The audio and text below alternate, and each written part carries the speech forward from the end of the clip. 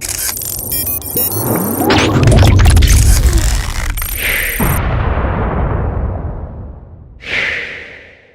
what's going on guys? David back, Modern Tech Philosopher, bringing you everything Apple versus PC related. And in today's video, I'm doing just that. I'm going to be talking about the 7 reasons why you would either go PC or Apple. Now, how I'll break it down is, I know 7 is an odd number. What I'm going to do is offer 3 reasons why you would go Apple over PC, 3 reasons why you would go PC over Apple, and then one sort of like underlying foundation question that you'll need to ask in regards to making your buying decision. As someone that has both ecosystems, I can give you the all-around perspective and overall insight. But I think when it comes to tech, it's better if you look at both spectrums and both arenas when it comes to computer systems, mobile devices, and then the software that interfaces with all of them. So which one do you need today? Do you need Apple? Do you need PC? So the first one we'll cover is what's called UI, user interface. If you have OS Sierra or any of like El Capitan, one of the newer versions of OS 10, compare that to say Windows 8.1 or Windows 10, they're very, very comparable when it comes to the user interface.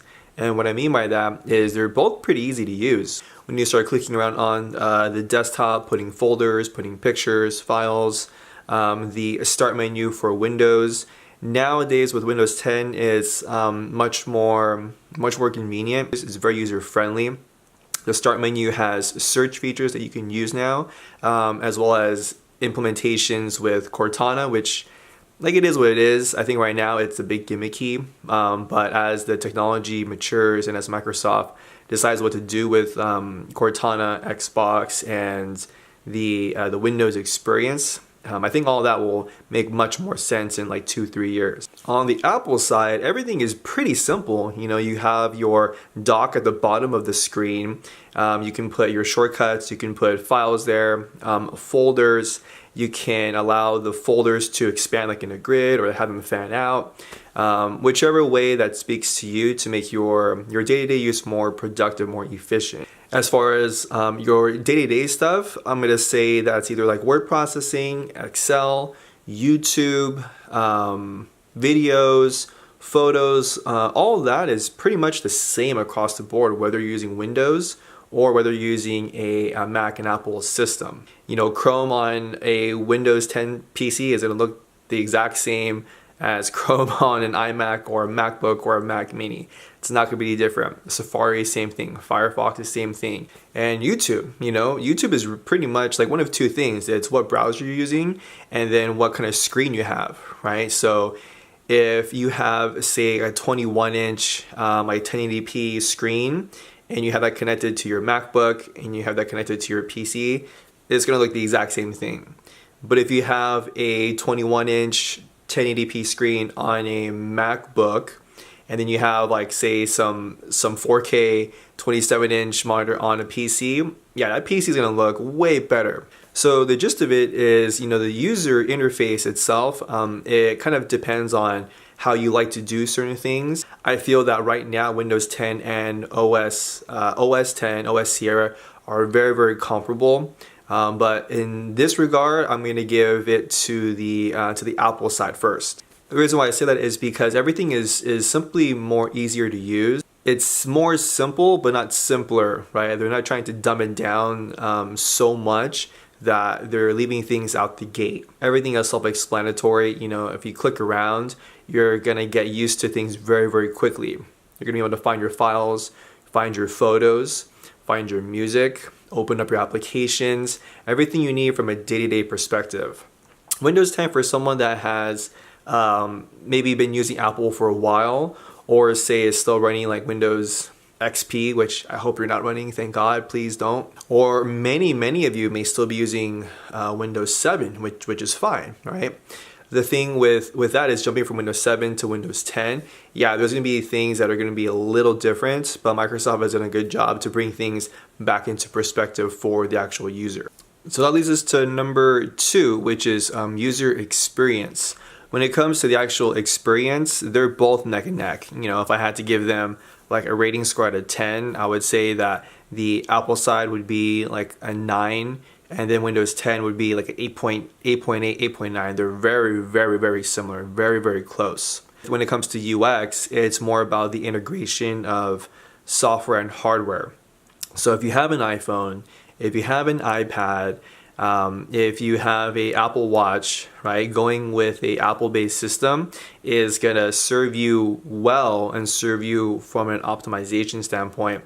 Since everything syncs well together, the software is built for the hardware. Whereas with like Windows, it's it's sort of the opposite, where things work okay, like iTunes works well, iCloud works well on Windows-based systems. But there are certain like nuances that I have run into in the past when it comes to connecting Apple devices to Windows devices, less so with like Android devices and Windows based computers. Out the gate, the one thing about the experience that I can say that trumps Apple over PC is mission control, right? So it's the availability of you having multiple desktops, having hot corners. Multiple desktops help out a lot, especially if you only have one monitor. You can keep similar things together, similar applications, files on different workspaces. Whereas with Windows, you can't. Windows does have an option for snapping things to like one side and the other, which is fantastic. They had that way before Mac does, and inherently the OS 10 OS Sierra doesn't have it, but there's a cool program called Magnet, which I'll link here, you can install. I think it's only a few dollars, but I will also put the price, if there is one, here for you guys too. Next up, we'll talk about software, right? This is the stuff that you're actually using with the hardware. That's your web browsers, your Office suite, your productivity suite. That could be maybe your video games, that could be your photo editing software, your photo organization software. What I will say in that regards is I tend to like the Apple ecosystem just a tad bit better, and here's the reason. Across the board, whether you're a amateur or a hobbyist or professional, when it comes to videos, when it comes to photos, when it comes to audio, anything that requires like a higher level of use, the options for OS 10 and for the Apple systems tend to be a little bit better, tends to be a little bit more versatile. I think the reason why is because most of the industry uses Apple systems for all those things. However, the trend now is that you can get those similar pieces of software or the exact same ones on PC. Out the gate, when it comes to the Apple system, you have a really cool piece of software, right? You get iMovie for free, which can do a lot. You don't need Adobe Premiere Pro or Final Cut Pro. Even though I use both of them, it's because videos are a big thing for me.